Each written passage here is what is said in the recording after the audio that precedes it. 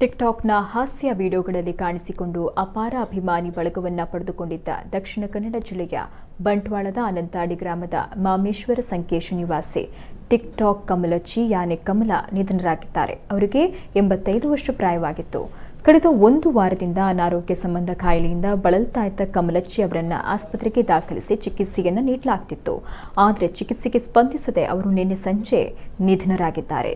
ಮೃತರು 6 ಗಂಡು 3 ಹೆಣ್ಣು ಜೊತೆಗೆ ಮೊಮ್ಮಕ್ಕಳು ಸಹಿತ ಅಪಾರ ಬಂಧು ಬಳಗವನ್ನ ಅಭಿಮಾನಿಗಳನ್ನ ಅಗಲಿದ್ದಾರೆ. ಟಿಕ್ಟಾಕ್ ಸ್ಟಾರ್ ಧನರಾಜ್ ಜೊತೆ ಕಮಲಚ್ಚಿ 50ಕ್ಕೂ ಅಧಿಕ ವಿಡಿಯೋಗಳಲ್ಲಿ ಕಾಣಿಸಿಕೊಂಡಿತ್ತು. ಇವರ ಕುಟುಂಬವೇ ಟಿಕ್ಟಾಕ್ ಫ್ಯಾಮಿಲಿ ಅಂತ ಖ್ಯಾತಿಯನ್ನ ಪಡೆದುಕೊಂಡಿತ್ತು.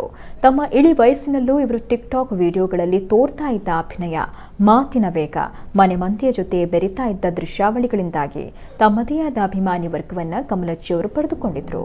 ಕಮಲಚ್ಚಿ ನಿಧನಕ್ಕೆ ಬಂಟ್ವಾಳ ಶಾಸಕ ರಾಜೇಶ್ ನಾಯ್ಕ್, ಬಂಟ್ವಾಳ ಬಿಜೆಪಿ ಮಂಡಲ ಅಧ್ಯಕ್ಷ ದೇವಪ್ಪ ಪೂಜಾರಿ, ವಿಟ್ಲ ಮಹಾಶಕ್ತಿ ಕೇಂದ್ರದ ಅಧ್ಯಕ್ಷ ಸನತ್ ಕುಮಾರ್ ರಾಯ್, ಅನಂತಾಡಿ ಗ್ರಾಮ ಬಿಜೆಪಿ ಸಮಿತಿ ಸಂತಾಪವನ್ನು ಸೂಚಿಸಿದೆ.